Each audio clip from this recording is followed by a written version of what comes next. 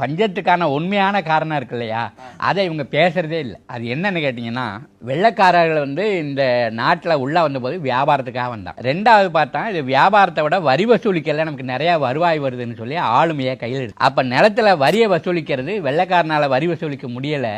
அதில் இங்கே ஜமீன்தார்களை உருவாக்கணும். அப்போ ஜமீன்தார்களுடைய கட்டுப்பாட்டுக்குள்ளே நிலமெல்லாம் வந்துடுது. அப்போ முதல்ல ஒரு வரி கொடுத்தான். நம்ம வரலாறு, தமிழ் வரலாறு என்ன சொல்லுதுன்னா, விளைச்சல்லாம் 1/6 வரியாக. ஆனால் இப்போ 2 பேத்துக்கு வரி கொடுக்குறான். உள்ளூர் ஜமீன்தாருக்கும் கொடுக்குறான், வெளிநாட்டு ஜமீன்தாருக்கும் கொடுக்குறான். அப்போ அவன் வறுமையில் கடந்த போது நிலத்தை ஏலம் விட்டான். ஏலம் விட்ட நேரத்தெல்லாம் பணக்காரனா எடுத்து, எவன் கையில் பணம் இருக்கும், எவன் வியாபாரியாக இருந்தானோ, எவன் அரசு அதிகாரியாக இருந்தானோ, எவன் ஜமீன்தாராக இருந்தானோ, அவங்க இருக்கிற நிலம்லாம் கூஞ்சு போயிட்டு. அப்போ சோழர் காலத்தில் நடக்கலையா?